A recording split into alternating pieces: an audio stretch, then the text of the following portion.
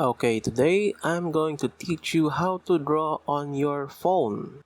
Now, there are many reasons why you want to draw on your phone.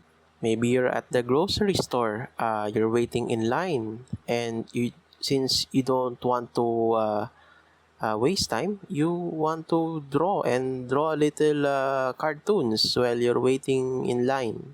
Or maybe you just want the convenience and the portability of being able to draw anywhere you want. Or maybe you're just really broke. You're just a really broke boy. Okay, I'm going to break down this tutorial into three parts. Part 1 will be sketching, part 2 will be line art, and part 3 will be coloring. Okay, when it comes to sketching, I really want my brush size to be really small so that when I sketch, I can make the sweeping lines and there will be lesser overlaps, and I can just sweep my lines until I get a good form of what I want to draw. One special trick that I use to draw good circles is I use a ruler. It is done by pressing the ruler and choosing the circular ruler, and then after that I use my brush and draw a perfect circle. Now I don't need unlike in traditional art where you have to use your coffee mug to draw a perfect circle. Now you don't need to do that here. It's very simple. And now if I don't need the circle anymore, I just turn it off. Okay, now if I want to copy the other eye, what I will do is I will use the lasso tool again, and I will encircle it. Then after that, I hit copy, and then I hit paste, and then a new layer will be made.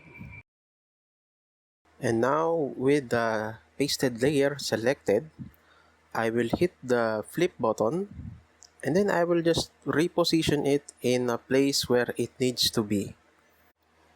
Now I want to put glasses on this boy because this boy is want to pretend that he is smart even though he has good eyesight. Here's how I would do it. First, I will just draw half of the glasses, only the left side or the right side. And then after that, I tap the lasso tool again, and I encircle the half of the glasses, and then I hit copy and then paste.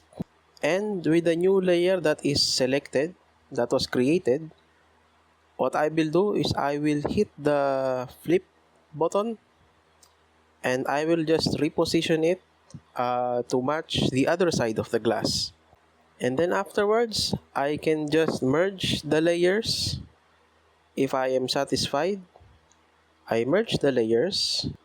After merging the layers, I will then use the perspective tool. This is another trick that we can do in digital sketching compared to traditional sketching, is that we can use a perspective tool. We can give flat images a perspective look so that it will match the drawing that we are putting it in. Here's how to do it.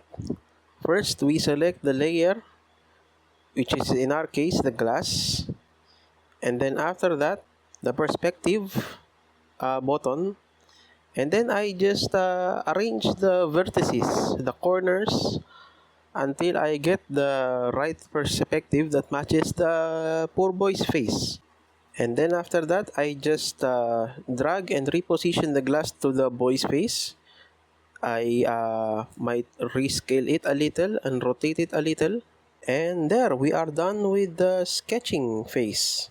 Now let's go over how to do line art in our cell phone. Now, many artists don't like digital art because they draw squiggly lines.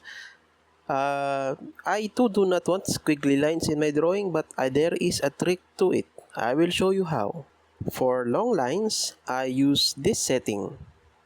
Now, what it will do is after I draw the line, the long line, at first it will be squiggly, but after I draw the line, my smartphone will automatically make it straight.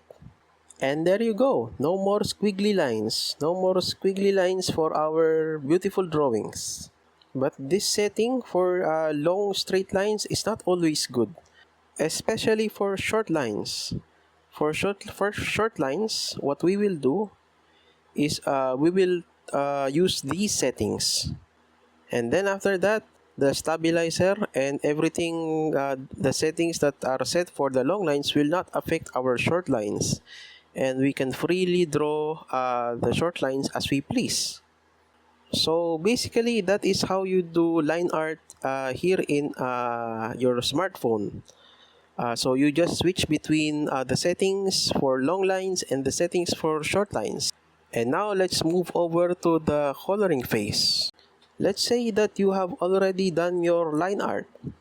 So after that, what we will do is we will create a new layer where we will put the base color. The base color is basically just the flat color of whatever color we choose for the specific area of our drawing. Now, for coloring, we can use the bucket tool to completely fill in the area that we need to color. Or we can do it manually using our brush tools. We use our brush tool specifically for very narrow areas in our drawings. Okay, now we are done with the base color, and now I want to put a shadow into this green piece. What I will do next is a very clever trick. What I will do is I will add a new layer on top of the base color. Then after that, I will change the setting from normal, and I will change it to multiply. Now, using the same color as the base color, I can color on top of the base color, and then it will automatically darken the color to give it a good shadowy effect. And there, we now have a depth in our green little booger. Okay, now I want to make this booger shine. I want to put a shiny spot on it. So what I will do is I will add a new layer on top of the base layer again, and then I will change the setting from normal to screen. And by using the same color as we used for the base color, we just need to color on top of the base color. Then after that, it will automatically create the shine for us. And there you have it. We now have a very shadowy and shiny booger that we can show the world.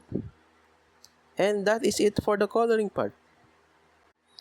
Alright, that is it for our tutorial, and I hope this helps and encourage broke boys and girls that they can still draw even without a drawing graphics tablet.